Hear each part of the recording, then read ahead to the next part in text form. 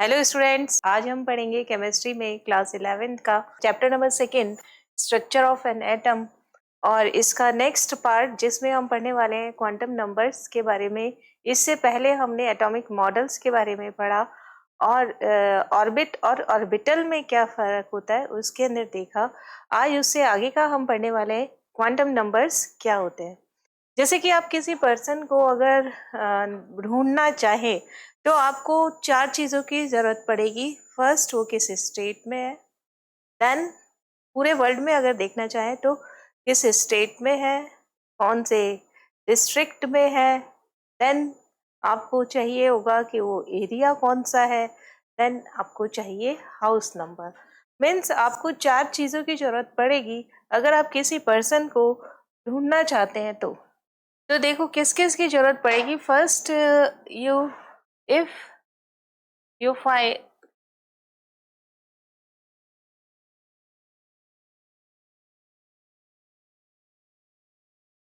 if any person you want to find।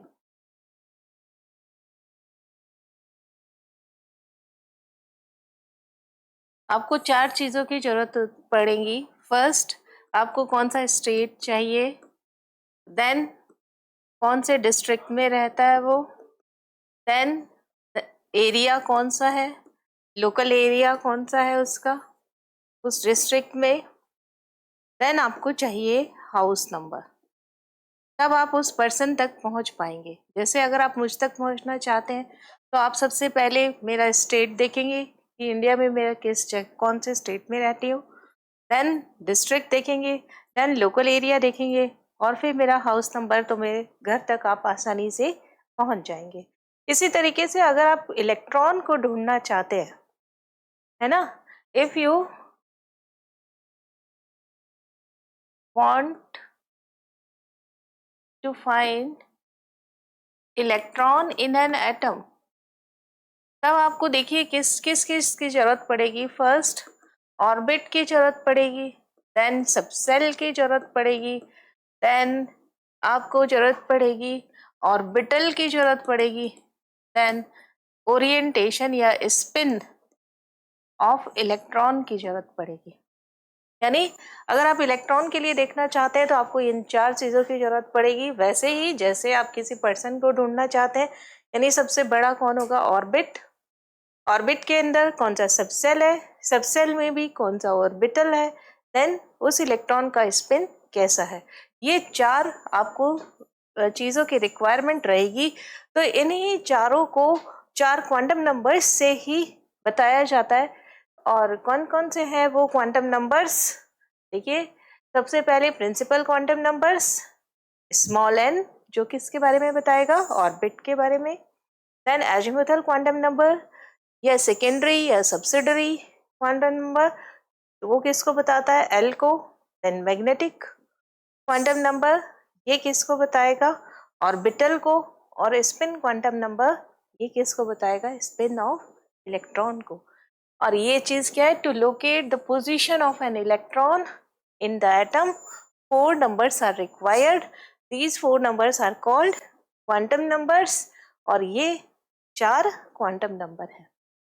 तो one by one हम हर एक को डिस्कस करेंगे। फर्स्ट करेंगे हम प्रिंसिपल क्वांटम नंबर, जिसे कि किससे रिप्रेजेंट किया जाता है, स्मॉल एन से। और इसको किसने दिया था, इसको it is given by Bohr. ये वही बोहर है जिन्होंने बोहर एटॉमिक थ्योरी दी। और इससे मुझे किसके बारे में पता चलता है, ऑर्बिट के नेम के बारे में, साइज के बारे में और एनर्जी के बारे में, है ना। It represent the name, it represent the name, size and energy of orbit. Energy of orbit के बारे में सबसे बड़ी बात, ये किसके बारे में पता चलाता है, ऑर्बिट के लिए पता चलाता है। ऑर्बिट 2D के अंदर वो स्पेस होता है जहां पर आपको इलेक्ट्रॉन मिलने की पॉसिबिलिटी मैक्सिमम होती है। तो यहाँ पर किस किस के बारे में बताया था? नेम के बारे में। तो सबसे पहले हम नेम के बारे में पढ़ेंगे, देन उसके बाद साइज के बारे में, मीन्स रेडियस के बारे में पढ़ेंगे, देन एनर्जी के बारे में पढ़ेंगे।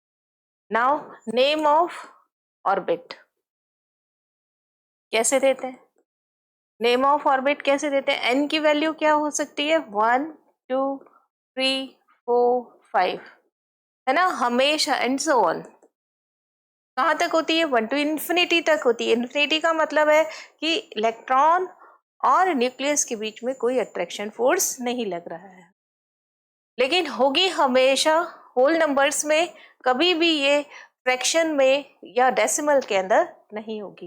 देन उसका नेम क्या होगा? Capital K, L, M, N, O and so on, है ना। इस तरीके से इसका नेम दिया जाएगा। जैसे अगर आपको देखा, देखिए इसमें कौन कौन से कैसे देते हैं। अब इसको ले लेते हैं, A1, then 2,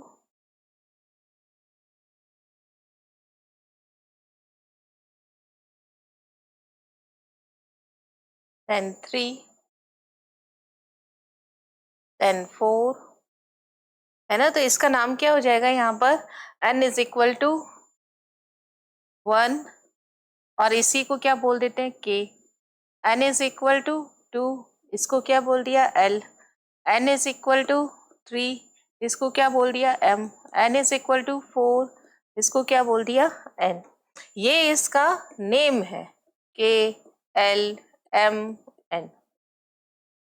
किसी भी ऑर्बिट का नेम हम कैसे देते हैं? नेम ऑफ ऑर्बिट के, एल, एम, एन, इस तरीके से दिया जाता है। अब देखिए, अगर एन की वैल्यू बढ़ रही है तो किस किस पर फर्क पड़ेगा? एन की वैल्यू बढ़ी तो रेडियस पर फर्क पड़ेगा। जैसे यहाँ से लेके यहाँ तक की रेडियस छोटी है, एन की वैल्यू 2 हुई, ये रेडियस बड़ी हो गई। एन की वैल्यू 3 हुई, ये रेडियस और बड़ी हो गई। एन की वैल्यू 4 हुई तो ये रेडियस और भी ज्यादा बड़ी हो गई। तो इसको हम किससे रिप्रेजेंट कर लेते हैं? R1, R2, R3 and R4, है ना। रेडियस क्या हो गया? सेंटर से लेकर के पेरिफेरी तक का, उस ऑर्बिट तक का डिस्टेंस हो गया। तो यहाँ पर सेकेंड पॉइंट क्या आ जाएगा? Greater the value of n, greater the value of n। अगर n की वैल्यू बढ़ रही है तो साइज क्या हो गया? उसका इंक्रीज हो जाएगा। Greater is the distance from the nucleus, greater is the distance from the nucleus. और इसके लिए आपने एक फॉर्मूला डिराइव किया था। क्या है वो फॉर्मूला? देखो, R इज इक्वल टू 0.529 और multiply n square upon z, और यूनिट क्या थी? एंगस्ट्रॉम। अब देखिए, जब n की वैल्यू 1 है तो वो क्या हो गया? R1। n की वैल्यू 2 है तो वो क्या हो गया? R2। n की वैल्यू 3 है तो वो क्या हो गया? R3। तो इस तरीके से R3 की वैल्यू क्या होगी? R किसके प्रोपोर्शनल हो गया? n स्क्वायर के। It means for constant z, अगर z की वैल्यू कांस्टेंट रहे, n क्या होगा? R के प्रोपोर्शनल होगा। इट मीन्स R1 छोटा होगा, R2 बड़ा होगा, R3 और बड़ा होगा, R4 और बड़ा होगा, and so on. Greater is the distance from the nucleus, और ये हमें यहाँ से पता भी चल रहा है। नेक्स्ट इसके बाद हमें क्या पता चल रहा है? इसके एनर्जी के बारे में। एनर्जी कैसे होगी?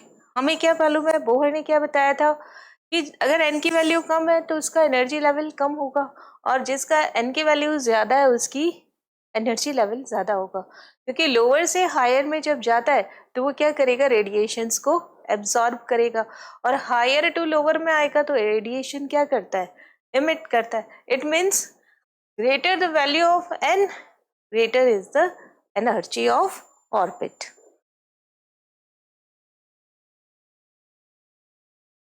क्या थर्ड पॉइंट देखिए, greater is the value of greater is the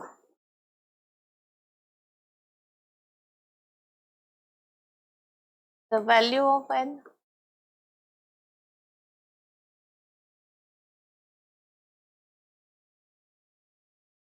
greater is the energy of orbit.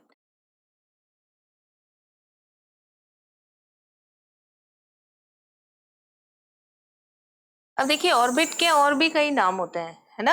Orbit को हम क्या बोल सकते हैं, सेल बोल सकते हैं, और क्या बोल सकते हैं, एनर्जी लेवल बोल सकते हैं।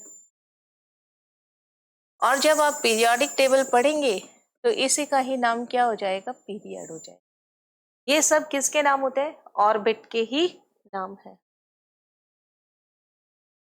नाउ एन की वैल्यू ज्यादा होगी, क्या फॉर्मूला होता है ई का, E is equal to -13.6 Z square upon n square.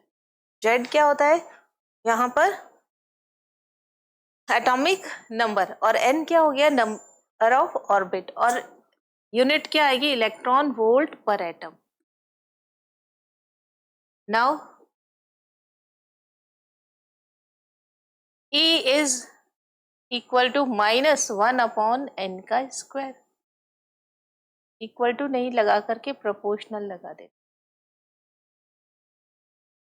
For constant n, for constant Z. अगर जेड की वैल्यू कांस्टेंट है तो ई क्या होगा, माइनस का एन, 1 अपॉन एन स्क्वायर। और माइनस में अगर कोई वैल्यू कम हो रही है इट मीन्स बढ़ रही है। अगर मैं एन की वैल्यू इंक्रीज करूंगी तो 1 अपॉन एन की वैल्यू डिक्रीज हो जाएगी, और माइनस में डिक्रीज हो रही है इट मीन्स इंक्रीज हो रहा है। तो E1 की वैल्यू कम होगी, E2 की वैल्यू ज्यादा होगी, E3 की वैल्यू और ज्यादा होगी, E4 की वैल्यू और ज्यादा होगी। इट मीन्स ये क्या होते हैं, energy increase, higher energy level होते हैं, और ये क्या है यहाँ पर, लोअर एनर्जी लेवल है। ये सब बातें हमें कहाँ से पता चलती है, वैल्यू ऑफ एन से। अगर मेरे पास एन की वैल्यू है तो मैं इसका नेम दे सकती हूँ, इसका क्या नेम है, इसकी रेडियस बता सकते हैं कि इसकी रेडियस कम होगी या ज्यादा होगी, या कितनी होगी इसकी रेडियस, और क्या बता सकते हैं हम, इसकी एनर्जी के बारे में बता सकते हैं। इसके अलावा आपने देखा होगा इसका ऑर्बिटल एंगुलर मोमेंटम MVR जो होता है वो किस is equal to NH upon 2 pi, also is proportional to n। Fourth point आपको क्या पता चलेगा, orbital angular momentum, orbital angular momentum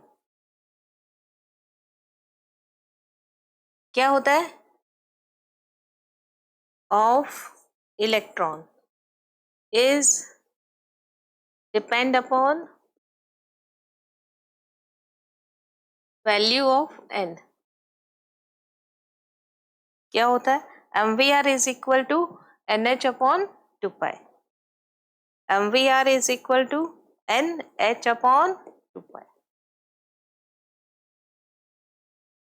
यानी an increase, if an increase then orbital angular momentum also increase।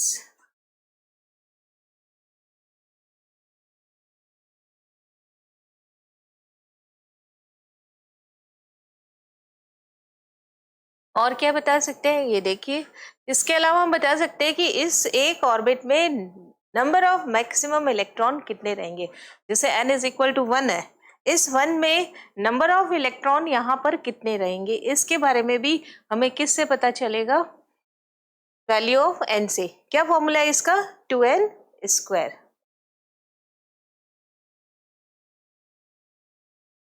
Last कौन सा point है, fifth point, maximum number of electrons in an orbit is given by, क्या formula है इसका, बहुत बार पूछा जाता है, 2n²। Maximum number of electron कितने होंगे, 2n²। बहुत ही इंपॉर्टेंट है, इसमें इसे ध्यान रखेंगे। अब देखो एक टेबल बनाते हैं यहाँ पे। अगर n की वैल्यू यहाँ पर 1 है तो उसका नेम क्या देंगे, n के उसका नेम क्या होगा, और इसमें मैक्सिमम नंबर ऑफ इलेक्ट्रॉन्स कितने आएंगे।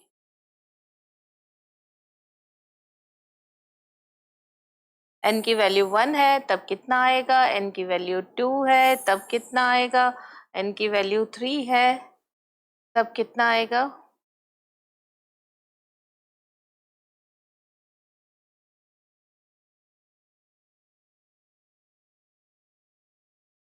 और 4 है तब कितना आएगा, है ना। तो ये देखिए n, नेम ऑफ n और मैक्सिमम नंबर ऑफ इलेक्ट्रॉन, क्या फॉर्मूला होगा, 2n²। अगर n की वैल्यू 1 है तो नेम क्या हो जाएगा इसका, k। दूसरे पेन से लिख लेते हैं। अगर n की वैल्यू 1 है तो मैक्सिमम इसका नेम क्या हो गया, k। फॉर्मूला क्या है, 2 × 1 का स्क्वायर यानी 2 इलेक्ट्रॉन्स। फर्स्ट ऑर्बिट में कितने इलेक्ट्रॉन रह सकते हैं, सिर्फ 2 ही इलेक्ट्रॉन रह सकते हैं। सेकेंड, इसको क्या बोलते हैं, L। 2 × 2 का स्क्वायर यानी 2 × 4 यानी 8 इलेक्ट्रॉन्स रहे। Third, M। 2 × 3 का स्क्वायर तो 2 × 9 तो कितना इलेक्ट्रॉन रह सकता है, 18। 4, N। 2 × 4 का स्क्वायर तो 2 × 16 यानी 32 इलेक्ट्रॉन्स इसमें रह सकते हैं। तो आपको ये पता होना चाहिए कि अगर मैं यहाँ n की ऑर्बिट, एक ऑर्बिट लिख दिया मैंने या दूसरा ऑर्बिट बना दिया मैंने, तो यहाँ पर और तीसरा भी बना दिया, तो मैक्सिमम नंबर ऑफ इलेक्ट्रॉन्स कितने रहेंगे इसके अंदर, हम कैसे रिप्रेजेंट कर सकते हैं इसको। जैसे यहाँ पर 1, इसको फर्स्ट ऑर्बिट है तो इसमें कितने इलेक्ट्रॉन बना दिए मैंने, 2। और सेकेंड ऑर्बिट है, इससे पता चला कितने इलेक्ट्रॉन बना देंगे, 8। 1 2 3 4 5 6 7 और 8। 9th आएगा तब वो कहाँ आ जाएगा, नेक्स्ट ऑर्बिट में। मीन्स अगर n = 2 की बात की जाए तो यहाँ तक n = 2 में कितने इलेक्ट्रॉन आएंगे, 8। लेकिन n = 2 तक कितने इलेक्ट्रॉन फिल किए जा सकते हैं, तो ये 2 भी शामिल हो जाएंगे यानी 10 इलेक्ट्रॉन शामिल हो जाएंगे। जैसे 2 तक कितने होंगे, 2 + 8। 2 में कितने होंगे, 8। ऐसे ही 3 में कितने होंगे, 18 इलेक्ट्रॉन होंगे। 18 में 1 2, है ना, एक साथ नहीं भरे जाते। 3 4 5 6 7 8 9 10 11 12 13 14 15 16 17 18। और इसके बाद में आपको ये और बता दें कि जब इसमें 18 इलेक्ट्रॉन फिल किए जाने होते हैं तो तब बाहर वाले में 2 इलेक्ट्रॉन भी आ जाते। ये टोटल नंबर ऑफ इलेक्ट्रॉन कितने हो गए, यहाँ पर 30 काउंट कर सकते हैं। 2 और 8 10 और 10 कितने हो गए, 20। 20 और 8 28 और 2 30। मतलब 30 इलेक्ट्रॉन्स की फिलिंग इस तरीके से होगी। n = 3 में मैक्सिमम नंबर ऑफ इलेक्ट्रॉन कितने आएंगे, 18। और बाहर वाले में कितने आएंगे, 2 और एक्स्ट्रा आएंगे। उसके बाद में कैसे इलेक्ट्रॉन की फिलिंग होगी ये हमारा नेक्स्ट टॉपिक रहेगा। तो इस तरीके से आपने देखा कि n हमें क्या क्या चीज़ें बताता है। n से हमने इसका नेम देखा, n से हमने साइज देखा ऑर्बिट का, कि डिस्टेंस कितनी होगी यहाँ पे न्यूक्लियस से। n से हमने क्या एनर्जी फाइंड आउट कर सकते हैं। इसके अलावा ऑर्बिटल एंगुलर मोमेंटम n पर डिपेंड करता है। और मैक्सिमम नंबर ऑफ इलेक्ट्रॉन ये भी किस फॉर्मूले से फाइंड आउट किया जाता है, 2n स्क्वायर से ही फाइंड आउट किया जाता है, और सबसे इम्पॉर्टेंट है इसलिए, और सबसे फर्स्ट है, वेरी फर्स्ट हमें इसी की जरूरत पड़ेगी, तो इसलिए इसका नाम क्या था, principal quantum number. Now next second, azimuthal quantum number या सब्सिडरी क्वांटम नंबर, या इसको बोल देते हैं हम सेकेंडरी क्वांटम नंबर, और एंगुलर क्वांटम नंबर भी इसी का ही नाम है। देखिए 2 नाम और बताए मैंने, एक और नाम क्या होगा इसका, एंगुलर क्वांटम नंबर, और क्या हो सकता है इसमें, सेकेंडरी, सब्सिडरी को ही सेकेंडरी भी बोला जाता है, सेकेंडरी क्वांटम नंबर। और इसको किसने दिया था, सोमरफील्ड ने, और बोहर का एक्सटेंशन भी किसने किया था, सोमरफील्ड ने।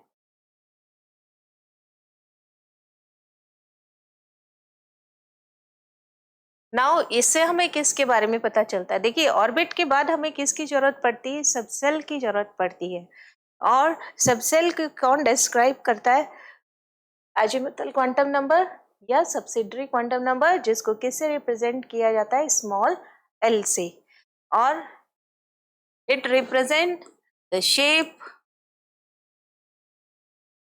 Of subshell. इसके बारे में पता चलता हमें, इसके अंदर सबसेल के बारे में पता चलता है, और एनर्जी ऑफ सबसेल, इसके अलावा एनर्जी ऑफ सबसेल के बारे में पता चलता है। अब देखिए सबसे पहले मुझे अगर किसी चीज की जरूरत पड़ेगी तो वो होगी n, इसीलिए उसका नाम प्रिंसिपल क्वांटम नंबर है। देन मुझे किसकी जरूरत पड़ेगी, एंगुलर क्वांटम नंबर की, मीन्स l की। तो n से ही l की वैल्यू को फाइंड आउट किया जाता है।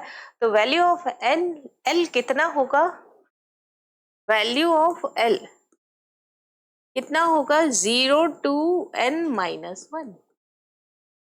क्या फॉर्मूला होगा, 0 to n-1, यानी स्टार्टिंग मुझे किससे करनी है, 0 से करनी है, और n की वैल्यू कभी भी 0 नहीं होगी। कहाँ से स्टार्ट होती है, 1 से। तो इस तरीके से मैं l की वैल्यू फाइंड आउट कर लेती हूँ, और l की वैल्यू के बेस पर उसका नाम भी रखा गया है। तो क्या होगा इसका नाम, कैसे फाइंड आउट करेंगे, मैं अगर n is equal to, if n is equal to 1, then l is equal to 0 to 1 minus 1 means 0, है ना। इस तरीके से इसी 0 का नाम क्या दे देते हैं हम, s। s का मीनिंग क्या होता है, शार्प, है ना। अगर n की वैल्यू 2 है, if n is equal to 2, तो l की वैल्यू कितना होगा, 0 to 2 minus 1, यानी 0 and 1। 0 को हमने क्या नाम दे रखा है, s, 1 को क्या नाम दे देते हैं, p। एक टेबुलर फॉर्म में हम इसे बना लेते हैं। क्या क्या चीजें चाहिए होगी इसमें, मुझे आपको n की वैल्यू चाहिए होगी, है ना, और बिना n की वैल्यू के आप फाइंड आउट नहीं कर सकते। देन l की वैल्यू चाहिए आपको, देन उसका नेम चाहिए। क्या क्या चाहिए, देखिए n चाहिए आपको, इससे आप l फाइंड आउट करेंगे, देन नेम ऑफ सबसेल, इस सबसेल का नेम भी फाइंड आउट करेंगे। तो यहाँ देखिए अगर n की वैल्यू 0 है, सॉरी n की वैल्यू 1 है, n की वैल्यू कभी भी 0 नहीं हो सकती। n की वैल्यू कहाँ से स्टार्ट होगी, 1 से। l कैसे निकालते हैं, 0 to n-1, ये फॉर्मूला है। तो l की वैल्यू क्या हो गई, 0। इसका नेम क्या हो गया, 0 को क्या बोलते हैं, s, तो इसका नेम क्या हो गया, 1s। ओके, इस तरीके से इसका सारे ऑर्बिटल्स के नेम रख सकते हैं। अभी रख के देखते हैं। अगर यहाँ पर n की वैल्यू 2 है, n की वैल्यू 2 है, तो इसके क्या हो जाएंगे, 0 और 1। तो इसका नाम s, इसका नाम p। तो अब देखो इसका नेम कैसे रखते हैं सबसेल का, 2s, और क्या हो जाएगा, 2p। तो इस तरीके से हम किसी भी सब सेल का नेम रख सकते हैं। नाउ अगर मैं यहाँ पर n की वैल्यू 3 ले लूं, n की वैल्यू मैंने 3 ली, तो ये 0 होगा, 1 होगा और 2 होगा। 0 को क्या बोलते हैं? s, इसको क्या बोलते हैं? p, इसको क्या बोलते हैं? d। तो इसका नाम क्या हो जाएगा? 3s, 3p, 3d।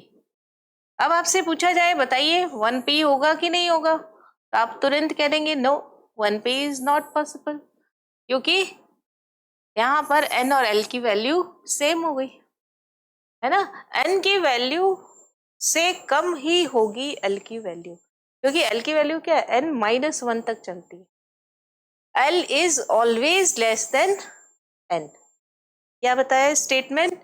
l is always less than 1.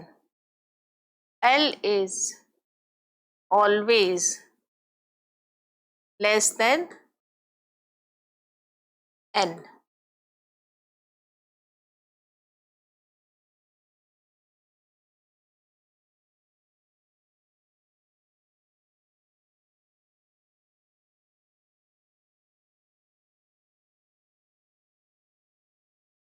अब देखिए अगर मैं यहाँ पर इसकी वैल्यू 4 रख दूं, तो 4 का मतलब क्या हो गया? 0, 1, 2 एंड 3 है ना। 4 से तो कम हो गई ना, यहाँ से 3 से कम हो गई, ये 2 से कम हो गई, ये 1 से कम हो गई। इसका नेम क्या हो गया? S। दूसरे पेन से लिखते हैं। इसका नेम क्या है? S। इसका नेम क्या है? P। इसका नेम क्या है? D। और इसका नेम क्या है? F। अब आप इसका नेम कैसे दोगे? 4s। नेम क्या दोगे? 4p। नेम क्या दोगे इसका? 4d। इसका नेम क्या दोगे? 4f। बना लेते हैं इसको भी। नाउ देखिए इसके ये सब क्या हो गई? नेम देखिए। अब देखिए यहाँ पर क्या करेंगे, एक बार हम n की वैल्यू सेम रखेंगे, L की वैल्यू चेंज करके एनर्जी को देखेंगे कि सब सेल की एनर्जी में क्या चेंज होगा। दूसरी बार हम L की वैल्यू सेम रखेंगे और N की वैल्यू चेंज करेंगे, तो तब देखेंगे कि एनर्जी में क्या चेंज है। यानी फर्स्ट टाइम में हम L कांस्टेंट करके N को बदल रहे हैं, सेकेंड टाइम में हम N कांस्टेंट करके L को बदल रहे हैं, तो उन दोनों में N का एनर्जी पर क्या इफेक्ट पड़ता है वो देखेंगे। और इसको देखो उल्टा भी पूछा जा सकता है, यहाँ ध्यान रखना। अगर मैंने कहा बताइए 4d है, 4d, तो इसमें n की वैल्यू क्या होगी और l की वैल्यू क्या होगी? तो ये वाला चीज n है ना, और ये चीज किसको रिप्रेजेंट करती है? l को। s, p, d और f लिखना। 0, 1, 2, 3, d किस पे आ रहा है? 2 पर, तो l की वैल्यू कितनी होगी? 2, और n की वैल्यू कितनी होगी? 4। उल्टा भी पूछा जा सकता है और इस तरीके से भी पूछा जा सकता है ना, सीधा भी पूछ सकते हैं। ये इसकी 4 है, इसकी 0 है, बताइए और बिट का नेम, सबसेल का नेम क्या होगा? 4s। और उल्टा भी पूछा जा सकता है। Now if value of n is different and value of L is constant,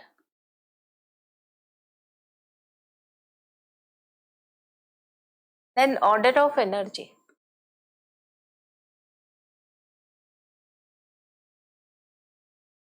of subshell, subshell की एनर्जी का ऑर्डर क्या होगा? आपको क्या करना है? n बदलना है और l को सेम करना है। पीछे देखिए l किस में सेम है? 0, 0, 0, 0 है ना। तो इसका मतलब 1s, 2s, 3s, 4s। आप देखिए क्या है? 1s, 2s, 3s, 4s। इसमें आपके पास n कितना है? यहाँ पे 1, 2, 3, 4। l कितना है सबके लिए? 0। यही चीज हम यहाँ लिख रहे हैं। तो n बढ़ने पर एनर्जी बढ़ती है। ऐसे ही 1p पॉसिबल है क्या? 1p नो, ओनली कहाँ से? 2p, 3p, 4p। तो इसमें क्या हो जाएगा? 2p, 3p और 4p। तो n बढ़ेगा, एनर्जी बढ़ेगी। नाउ फिर क्या है डी, तो टू डी, ये 2D कैसे हो गया, नहीं 3D और 4D, क्या हो गया यहाँ पे 3D 4D और 5D, 3D 4D और 5D, तो एनर्जी किसकी ज्यादा हो गई 5D की। ऐसे ही 4F और 5F, एनर्जी किसकी ज्यादा होगी, क्योंकि n बढ़ने पर एनर्जी बढ़ती है। ये चीज हम प्रिंसिपल क्वांटम नंबर में पढ़ चुके हैं कि अगर वैल्यू ऑफ n ज्यादा होगा तो उसकी एनर्जी भी ज्यादा होगी। अब हम क्या करेंगे, n को कांस्टेंट कर देंगे और l की वैल्यू चेंज करेंगे। If value of l is different,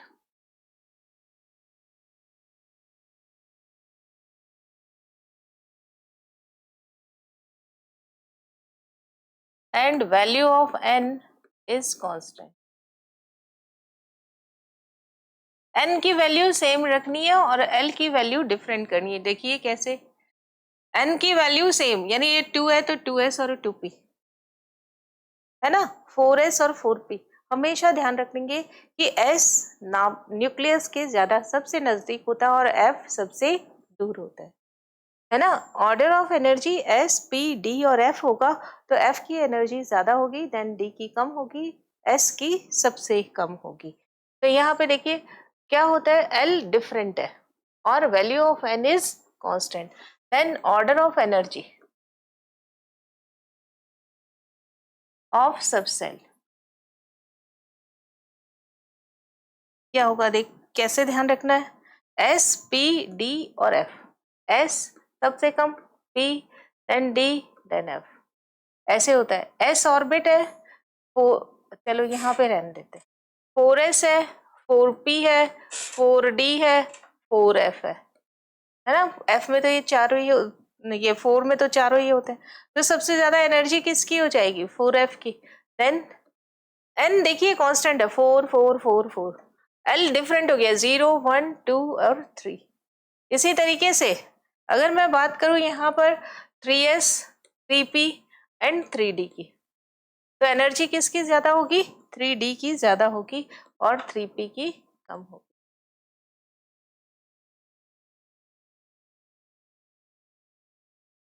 3d की ज्यादा होगी और देन 3p की कम होगी। इसी तरीके से अगर मैं यहाँ 2s और 2p की बात करूंगी तो 2p की एनर्जी ज्यादा होगी और 2s की कम होगी, क्योंकि ये न्यूक्लियस के ज्यादा नजदीक है। थोड़ा सा इसको ऊपर, ओके। तो इस तरीके से हम वैल्यू ऑफ n अगर मुझे गिवन है और उससे मैं value of l find out कर सकती हूँ और l के बाद में ये बता सकती हूँ कि यहाँ पर इनके ऑर्डर ऑफ एनर्जी ऑफ सब सेल क्या रहने वाला है। नेक्स्ट हम इसके अलावा क्या मालूम कर सकते हैं, l से ऑर्बिटल एंगुलर मोमेंटम भी मालूम कर सकते हैं। l से कैसे फाइंड आउट करते हैं, देखिए ऑर्बिटल एंगुलर मोमेंटम सीधा ही लिख देते हैं, ऑर्बिटल एंगुलर मोमेंटम। एक तो तरीका है कि हम MVR से मालूम करें कि क्या होगा, दूसरा क्या तरीका है, root L L+1 h/2π, h/2π root से बाहर है। h/2π को पहले भी बताया मैंने, h/2π h क्या होता है प्लैंक्स कांस्टेंट और h क्रॉस बोलते हैं। h क्या है यहाँ पे प्लैंक्स कांस्टेंट, और प्लैंक्स कांस्टेंट की क्या वैल्यू होती है 6.6 इंटू 10⁻⁻34 जूल इंटू सेकेंड। तो हम इसको दूसरे तरीके से कैसे लिख सकते हैं, L is L+1 h cross, ठीक है, L+1 के बाहर है h क्रॉस। तो L से भी हम orbital angular momentum find out कर सकते हैं। अगर मेरे पास में n की वैल्यू गिवन है तब मैं MVR is equal to NH/2π से करेंगे। तो एक L की वैल्यू क्या क्या हो सकती है, L इज इक्वल टू 0 है ना, इसका मतलब कौन सा सबसेल है S, तो ऑर्बिटल एंगुलर मोमेंटम क्या हो जाएगा ऑर्बिटल एंगुलर मोमेंटम क्या हो जाएगा?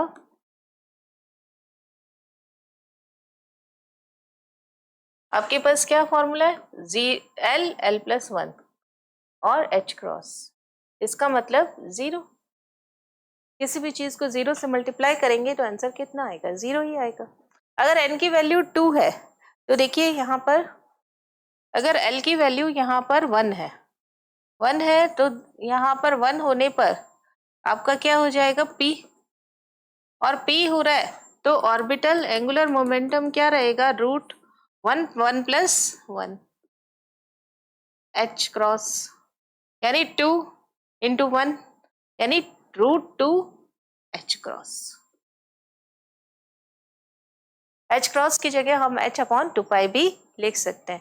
इसी तरीके से अगर l की वैल्यू 2 है, l की वैल्यू 2 है, 2 किसके लिए आता है? d, तो ऑर्बिटल एंगुलर मोमेंटम कितना आ जाएगा? √2 प्लस 1 h क्रॉस, यानी 3 इंटू 2 √6 h क्रॉस आ जाएगा। इसी तरीके से अगर l की वैल्यू 3 है, 3 का मतलब f, ऑर्बिटल एंगुलर मोमेंटम कितना हो जाएगा यहाँ पे? √3 प्लस 1 यानी 4 इंटू 3 12 तो √12 h क्रॉस आ जाए। तो इस तरीके से अगर मेरे को l की वैल्यू मालूम है तो मैं इससे क्या चीज फाइंड आउट कर सकती हूँ? ऑर्बिटल एंगुलर मोमेंटम को फाइंड आउट कर सकते हैं। इसके अलावा हम इसमें और क्या मालूम कर सकते हैं कि इसमें कितने नंबर ऑफ इलेक्ट्रॉन्स रहते हैं एक सबसेल में। जैसे s सबसेल है तो उसमें कितने नंबर ऑफ इलेक्ट्रॉन रहेंगे, और p है तो उसमें कितने नंबर ऑफ इलेक्ट्रॉन रहेंगे सबसेल में। तो उसका क्या फॉर्मूला होता है? 2l plus 1, number of electrons in subshell, number of electron in subshell, क्या फॉर्मूला होता है? 2l plus 1। देखिए अगर l की वैल्यू यहाँ पर 0 है ना, यानी s, तो नंबर ऑफ इलेक्ट्रॉन कितने रहेंगे? 2 इंटू 0 प्लस 1 यानी 2। मीन्स s में कितने इलेक्ट्रॉन रह सकते हैं? मैक्सिमम नंबर ऑफ इलेक्ट्रॉन कितने रह सकते हैं? यहाँ पर 2 ही रह सकते हैं। अगर l की वैल्यू 1 है तो इसे क्या बोलेंगे? p। Then maximum number of electron कितना रहेगा in p? 2 into 1 plus 1 means 2 plus 1 कितना हो गया? 3। 2 प्लस 1 कितना हो गया?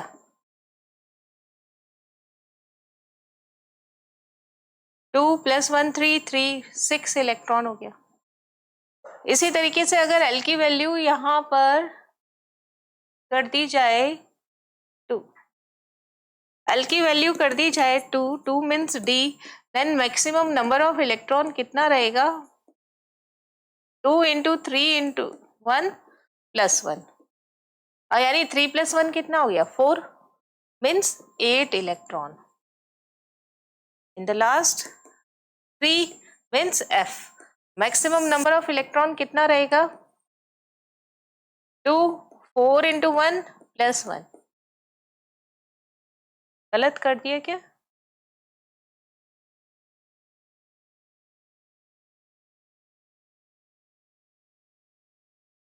यहाँ पे गलती कर दी, ये आएगा यहाँ पे कितना है? 2 इंटू 2 यानी 4 प्लस 1 5, तो टोटल नंबर ऑफ इलेक्ट्रॉन कितने आ जाएंगे? 10।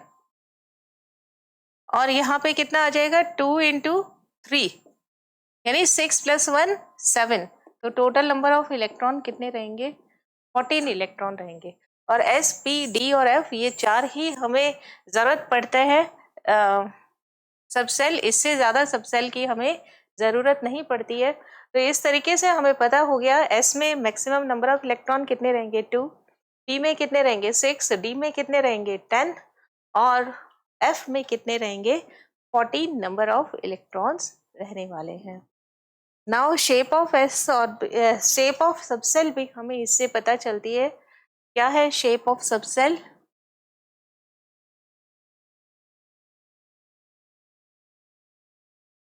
हमारे पास में सबसेल कितने हो गए? 4 S P D and F। Name क्या हो गया? ये तो सबसेल है ना। इनका नेम क्या हो गया यहाँ पर? इसका हो गया शार्प, प्रिंसिपल, डिफ्यूज्ड और फंडामेंटल। अब इनका शेप कैसे रहने वाला है? स्फेरिकल। स्फेरिकल का मतलब होता है गोल। नाउ पी, इसका क्या हो गया? Dumbbell shaped. एक्सरसाइज के लिए जो डंबल आते हैं यूज में, वैसा। इसका डबल डंबल शेप,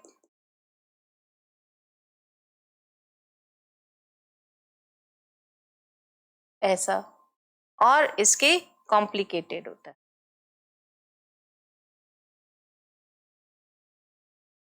तो इस तरीके से हमें पता चल गया यहाँ पर कि अगर मेरे पास में सबसेल अगर मुझे मालूम है तो मैं क्या क्या चीजें बता सकती हूँ।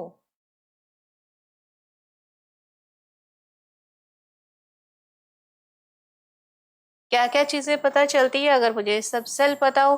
तो सबसेल के लिए पहले मुझे एन का पता होना जरूरी है, और एन के बिना तो हम कर ही नहीं पाएंगे इसको।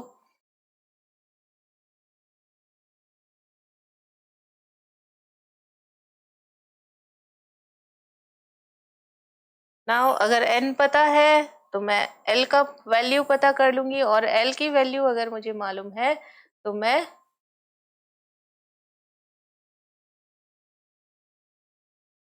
अगर एल की वैल्यू मुझे मालूम है तो देखिए एल की वैल्यू से क्या क्या चीजें पता कर ली हमने।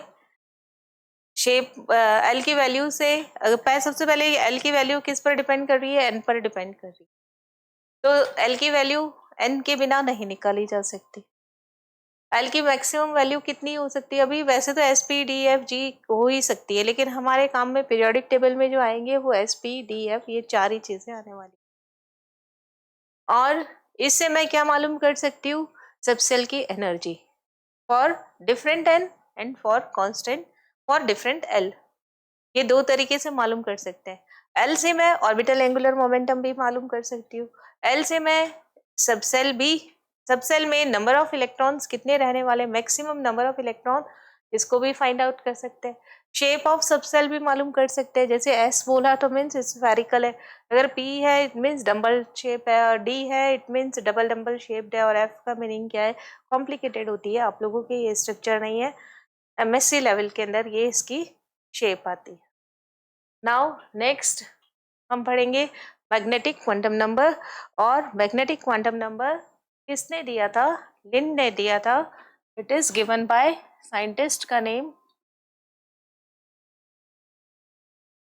LIND, लिंड ने दिया था। और इससे क्या मालूम कर सकते हैं? मैग्नेटिक फील्ड में ऑर्बिट का या सबसेल का ओरिएंटेशन कैसा होता है। Orientation of subshell in magnetic field. Orientation of subcell in magnetic field, external magnetic field।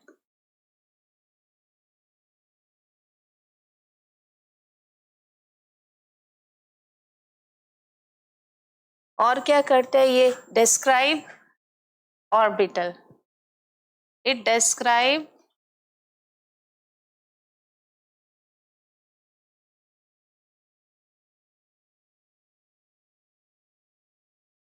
orbital। Orbital के बारे में हमें पता चलता है। तो orientation of subshell in external magnetic field इसको बता सकते हैं, और इसको डिस्क्राइब कैसे किया जाता है ऑर्बिटल के अंदर। यानी सबसे पहले हमने ऑर्बिट के बारे में पढ़ा, देन हमने सबसेल के बारे में पढ़ा, और सबसे लास्ट में हमने किसके बारे में पढ़ रहे हैं? ऑर्बिटल के बारे में पढ़ रहे हैं। यानी ऑर्बिट है, उसके अंदर सबसेल होता है, उसमें ऑर्बिटल होता है। और ऑर्बिटल इसकी वैल्यू कैसे मालूम चलेगी? Value of m, m l क्यों लिखा है? क्योंकि l से ही इसकी वैल्यू फाइंड आउट होती है। कितनी होती है? -l टू 0 एंड +l, ये वैल्यूज होती है। यानी l की वैल्यू अगर मुझे मालूम है तो मैं m की वैल्यू मालूम कर सकती हूँ। और अगर मुझे l की वैल्यू मालूम करनी है तो मुझे क्या चाहिए? n, यानी सबसे पहले n चाहिए, फिर l चाहिए, और फिर m की वैल्यू आप फाइंड आउट कर सकते हैं, अदरवाइज इससे फाइंड आउट नहीं किया जा सकता। नाउ कैसे देखें? अगर l की वैल्यू आपके पास में कितना है और m की वैल्यू कितनी होगी, देन उसका नेम कैसे दिया जाएगा?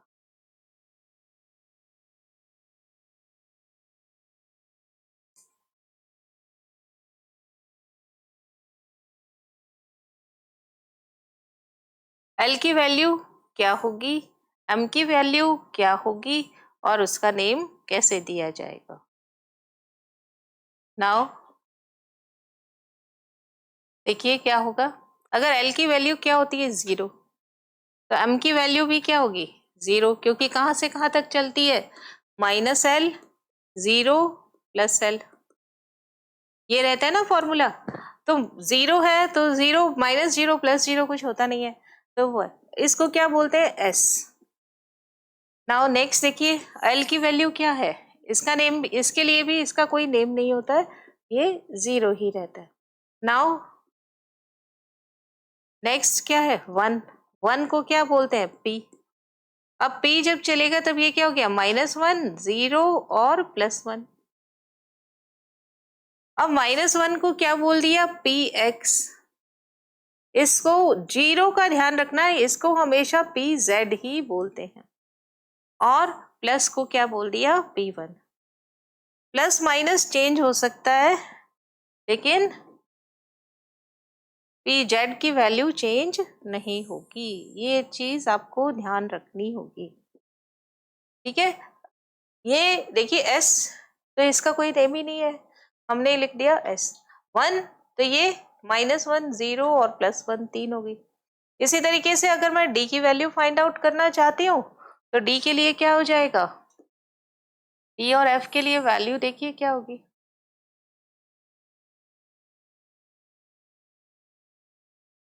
ये l, ये m, और ये उसका नेम है ना। तो ये क्या है? यहाँ पे n की वैल्यू है, सॉरी l की वैल्यू है, और यहाँ पे किसकी वैल्यू है? m। m कैसे चलता है? -l टू 0 टू +l, और यहाँ उसका क्या देंगे? नेम। अब 0 और 1 तो हमने पीछे देख लिया है, यहाँ पे क्या देखेंगे हम? 2 के लिए देखेंगे। तो 2 का नेम क्या है? d। और इसके लिए क्या क्या वैल्यूज हो जाएंगे यहाँ पर? -2, -1 0 +1 और +2, है ना। 5 वैल्यूज होती हैं इसकी। तो टोटल ये चीज आप कैसे फाइंड आउट कर सकते हैं, दूसरे तरीके से भी टोटल कैसे निकालते हैं, इसको भी आप फॉर्मूला बताएंगे इसमें, है ना। ये सब किसकी वैल्यूज हैं? डी की। तो आप देखिए इसका वैल्यू फिक्स होगा, नाम फिक्स होगा dz²। अब देख, अगर n आएगा तो इस d से पहले आएगा। जैसे अगर मैं लिखती हूँ n की वैल्यू 3, तो 3dz²। आगे और भी अच्छे से एक्सप्लेन करेंगे। इसका नाम xy, बाकियों का नाम कोई भी रखा जा सकता है, yz, xz और x², y²। नाउ आगे देखो, अगर 3 है मीन्स f, अगर f है तो आप इसको कैसे करेंगे?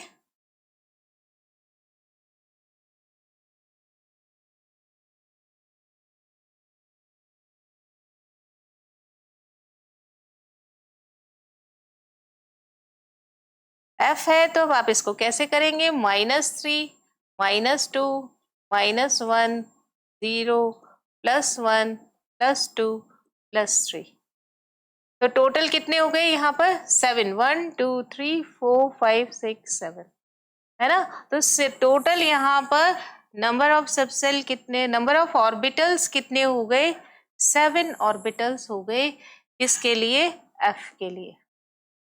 और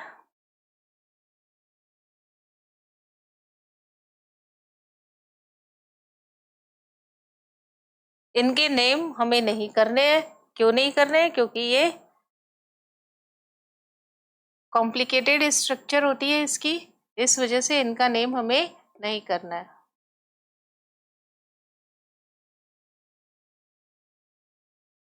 नाउ अगर आपको कहे कि बिना ऐसे करके बताओ कि आप कैसे करेंगे, तब आपको कैसे बताना होगा। पहले हमने एक फॉर्मूला पढ़ा है कि इसको कैसे फाइंड आउट किया जाता है, इनके नेम आपको नहीं पढ़ने हैं।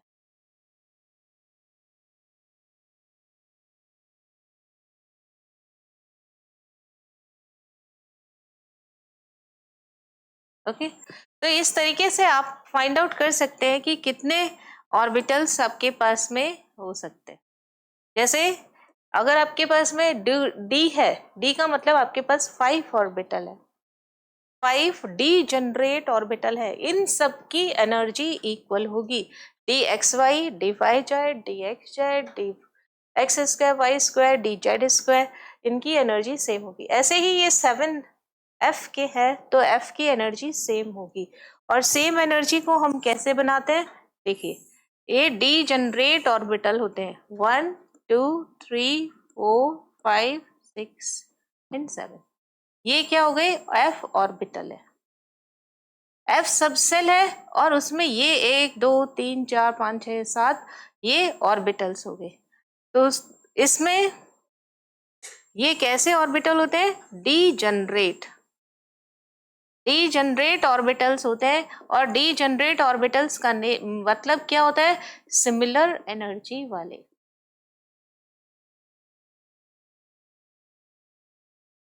Similar energy orbitals. ऐसे ही अगर मुझे यहाँ पर डी बनाना हो तो डी को मैं कैसे बना सकती हूँ, ऐसे 5 1 2 3 4 और 5, नाम देखिए इसका d x y, d y z, d z square, d x z, d x square, y square, आगे पीछे आप कर सकते हैं, लेकिन डी जेड स्क्वायर को ध्यान रखेंगे, इसकी वैल्यू 0 होगी। जैसे यहाँ पे इनका वैल्यू देखो -2 -1 0 +1 +2, इसका नाम क्या हो गया, x y, y z, z square, x square, x z और एक्स स्क्वायर वाई स्क्वायर। इसकी वैल्यू कितनी होगी, -3 -2 -1 0 +1 +2 +3, इस तरीके से इसकी वैल्यू होगी। और डी जनरेट ऑर्बिटल्स होते हैं ये, इसका मीनिंग क्या होता है, इनकी एनर्जी सिमिलर होती है। एक सीधा सा फॉर्मूला जो आपने पीछे किया था, क्या किया था, मैक्सिमम नंबर ऑफ इलेक्ट्रॉन कितने होंगे, 2l+1। अब देखिए अगर मैं यहाँ पर बात करूं तो इसका मतलब इसके पास एक बॉक्स होगा और इसके पास में 3 बॉक्स होगा। नाम तो पता है इसका, तो वैल्यू 0 है, इसकी -1 0 और +1, px pz और py। मैंने क्या बताया, 2l+1, ये तो नंबर ऑफ इलेक्ट्रॉन है, और इलेक्ट्रॉन हटाने के लिए क्या कर दिया मैंने 2, तो ये मुझे क्या मिल जाएगा, नंबर ऑफ ऑर्बिटल्स मिल जाएगा। कैसे, देखो मेरे पास s के लिए कितना 1, तो यहाँ पे कितना हो जाएगा, अगर l की वैल्यू 0 है तो यहाँ मैं क्या करूँ, 2 × 0 + 1, तो नंबर ऑफ ऑर्बिटल्स आप इससे भी फाइंड आउट कर सकते हैं। कितना हो गया, नंबर ऑफ ऑर्बिटल्स आपके पास आ गया 1। अगर l की वैल्यू 0 है तो नंबर ऑफ ऑर्बिटल किससे आ जाएगा, नंबर ऑफ ऑर्बिटल हो जाएगा 1। और ये देखिए 1 बॉक्स हमने बना दिया। यहाँ पे देखिए नंबर ऑफ ऑर्बिटल्स कितने हो जाएंगे, यहाँ पे 2 × 1 यानी 2 + 1 यानी 3, तो 3, तो आपके पास कितने 1 2 3 3 बॉक्स हो गए। तो नंबर ऑफ ऑर्बिटल के हो गए, और नंबर ऑफ इलेक्ट्रॉन्स के लिए आपने क्या किया, 2। 2 मतलब यहां पर कितने इलेक्ट्रॉन आ सकते हैं, 2। तो maximum number of electron in any orbital is equal to 2। एक ऑर्बिटल में कितने, ये एक ऑर्बिटल है, ये ऑर्बिटल है ना, ये भी ऑर्बिटल है, ये कितने ऑर्बिटल हो गए, 1 2 3 और ये 4। तो यहाँ पे एक ऑर्बिटल में आप कितने इलेक्ट्रॉन भर सकते हैं, 2 इलेक्ट्रॉन ही फिल कर सकते हैं। बहुत ही इंपॉर्टेंट बात है ये। Maximum number of electrons, maximum number of electron in one orbital, किसी भी एक ऑर्बिटल में मैक्सिमम नंबर ऑफ इलेक्ट्रॉन कितना रहेगा, 2। कितना रहने वाला है, 2। और ये चीज आपको मालूम है, जैसे मैंने यहाँ पे बनाया 1, तो इसके पास में कितने इलेक्ट्रॉन रहेंगे, 2। ये एस है। पी में कितने इलेक्ट्रॉन रहेंगे, देखो 1 2 3 ऐसे भरेंगे, 1 2 3 4 5 6। तो पी में कितने इलेक्ट्रॉन है, 6। ये देखो पीछे दे रखा है आपके पास, पी में कितने इलेक्ट्रॉन आ गए, 6। आगे देखिए एल डी में कितने इलेक्ट्रॉन है, 10। यानी ये सब चीजें आपस में एक दूसरे से जुड़ी हुई है। अगर मैं डी बनाती हूँ तो डी में आपके पास कितने बॉक्स आए, 5। तो नंबर ऑफ इलेक्ट्रॉन कितने रहेंगे इन 5 में, 1 2 3 4 5। डी जनरेट है इसलिए सब में एक एक इलेक्ट्रॉन और फिर दूसरा इलेक्ट्रॉन। तो मैक्सिमम नंबर ऑफ इलेक्ट्रॉन कितने रह गए इसके पास, टोटल 2। ऑर्बिटल ये सब सेल है, नंबर ऑफ इलेक्ट्रॉन इन सब सेल है, नंबर ऑफ इलेक्ट्रॉन इन सब सेल, तो कितना आ जाएगा, 2। Number of electron in P सब सेल, तो कितना आ गया, 2 2 2 यानी 6। Number of electron in D सब सेल कितना हो गया यहाँ पर, 10। तो यही चीज तो हमने पीछे की है। ये देखो ये एल में हमने यही तो निकाला है, एस पी डी एफ में कितना इलेक्ट्रॉन, 2 6 10 एंड 14। एफ में भी आप के देख सकते हैं कितने नंबर ऑफ इलेक्ट्रॉन है, ये 7 7 इंटू 2 कितना हो गया, 14। तो इस तरीके से हमें सबसे पहले किसकी जरूरत पड़ेगी, एन की जरूरत पड़ेगी। अगर यहाँ पर एन मुझे मालूम है तो मैं क्या मालूम कर सकती हूँ, यहाँ से एल की वैल्यू को फाइंड आउट कर सकते हैं, और उसके बाद एम की वैल्यू को फाइंड आउट कर सकते हैं। रिजल्ट सेम ही रहता है। ऑर्बिटल में मैक्सिमम नंबर ऑफ इलेक्ट्रॉन कितने रहते हैं, 2। एक ऑर्बिटल में नंबर ऑफ इलेक्ट्रॉन रहेंगे 2, और सब सेल में 2 12 प्लस 1। ऑर्बिटल निकालने का तरीका, 2 हटा दो, 12 प्लस 1। अगर यहाँ से हम टोटल नंबर ऑफ इलेक्ट्रॉन्स की बात करें तो 2 इंटू 12 प्लस 1 इससे फाइंड आउट कर सकते हैं ऑर्बिट में कितने रहेंगे, 2n²। तो इस तरीके से यहाँ पर हम मैग्नेटिक क्वांटम नंबर जो है वो ओरिएंटेशन को डिफाइन करता है एक्सटर्नल मैग्नेटिक फील्ड में, और ऑर्बिटल के बारे में बताता है, ऑर्बिटल की एनर्जी के बारे में बताता है, और उसमें कितने नंबर ऑफ इलेक्ट्रॉन रहेंगे उसके बारे में बताता है। Now spin quantum number, last इसका क्वांटम नंबर्स का। और स्पिन क्वांटम नंबर किसने दिया था, spin quantum number gold Smith ने दिया था। ये गोल्ड स्मिथ कौन है, ये वही साइंटिस्ट है जिन्होंने प्रोटॉन की डिस्कवरी की थी। ये क्या बताता है, spin it represent spin off electron. किस कोई भी इलेक्ट्रॉन दो तरीके से स्पिन कर सकता है, या तो क्लॉकवाइज कर सकता है या तो एंटी क्लॉकवाइज कर सकता है। Electron can spin in 2 ways, 2 तरीके से कर सकता है। पहला ए रहेगा क्लॉकवाइज, ए क्या रहेगा, क्लॉकवाइज। इसको कैसे लिखते हैं, ऐसे, क्लॉकवाइज रोटेशन कर देती हूँ। और रिप्रेजेंट कैसे करते हैं? ऐसे। और कैसे लिखते हैं? वैल्यू क्या होती है? वैल्यू इसको बोलते हैं प्लस हाफ, है ना। दूसरा क्या हो गया? B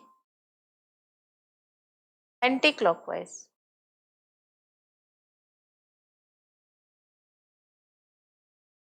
rotation. इसको कैसे रिप्रेजेंट करते हैं? उल्टा। और इसकी वैल्यू क्या होगी? Minus half.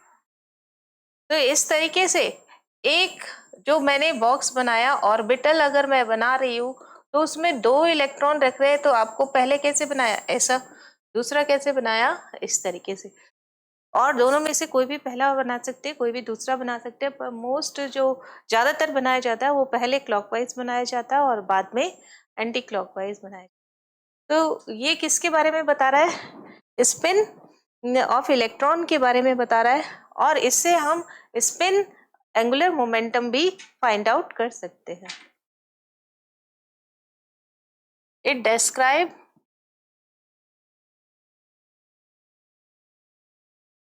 Spin angular momentum.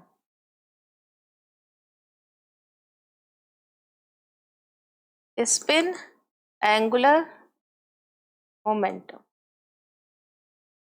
जैसे हमने देखा, अगर मुझे n की वैल्यू मालूम है तो मैं orbital angular momentum mvr is equal to nh/2 से मालूम कर लेंगे।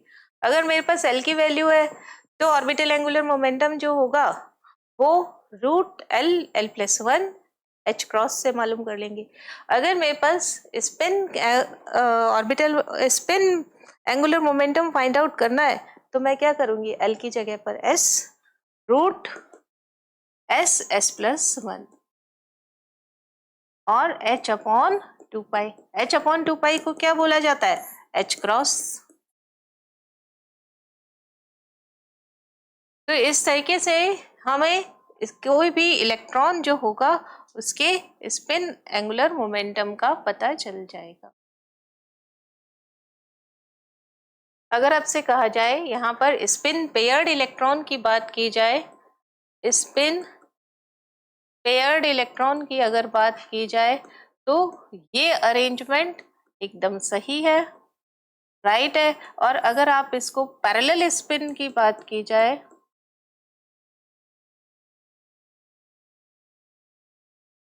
ये भी पैरेलल है, रॉन्ग है, और ये भी पैरेलल है। यानी अगर स्पिन पेयर्ड की बात की जाए, आगे कई बार ये टर्म आएगी आपके, तब आपको एक क्लॉकवाइज और एक एंटी क्लॉकवाइज बनाना है, पैरेलल स्पिन नहीं बनाना है, इसको बोला जाएगा पैरेलल स्पिन। तो इस तरीके से हमें किसी भी इलेक्ट्रॉन का कंप्लीट एड्रेस मिल जाता है। तो ये कंप्लीट एड्रेस के लिए क्या रिप्रेजेंटेशन रहता है इसका? सबसे पहले लिखते हैं हम प्लस या माइनस। ये किसके लिए होगा?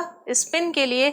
n की वैल्यू, देन l की वैल्यू, देन m की वैल्यू, है ना। तो इस तरीके से हमें रिप्रेजेंटेशन ऑफ इलेक्ट्रॉन, हमें इलेक्ट्रॉन तक पहुंचने में मदद मिलती है कि एक इलेक्ट्रॉन जो है उसके लिए चारों क्वांटम नंबर्स का मान इससे फाइंड आउट कर सकते हैं। ये s को बता रहा है, देन आगे जो होगा वो n को बताएगा, यानी प्रिंसिपल क्वांटम नंबर को। देन उसके बाद जो लिखा होगा वो l को, और उसके बाद जो नीचे लिखा होगा सबस्क्रिप्ट के फॉर्म में, वो किसको बता रहा होगा? m को।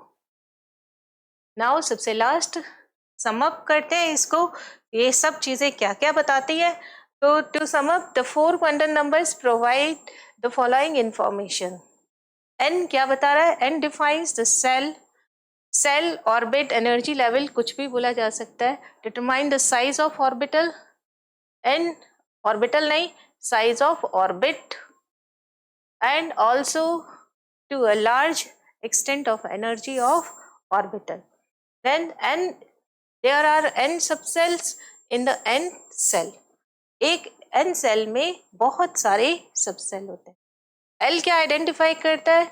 Determine the shape of the orbital, spherical है या डबल शेप है, डबल शेप है, कॉम्प्लिकेटेड है, 2l+1 orbital of each type in a sub shell s, इसके लिए l की वैल्यू 0 हो गई, 3 p के लिए होगी और 5 d के लिए होगी पर सब cell. Now to some extent I'll also determine the energy of orbital in multiple electron system. ऐसा कि हमने देखा 1s 2s 3s 4s में सबसे ज्यादा एनर्जी 4s की होगी.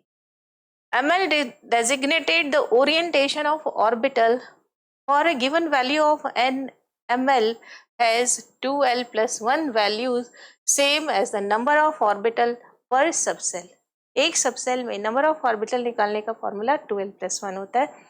It means that the number of orbitals is equal to number of ways in which they are oriented. And last, ms refers to orientation of spin of electron. Spin off electron के बारे में कौन बताता है, ms या only s. तो इस तरीके से आज हमने क्वांटम नंबर्स के बारे में पढ़ा. ये बहुत ही इंपॉर्टेंट टॉपिक है.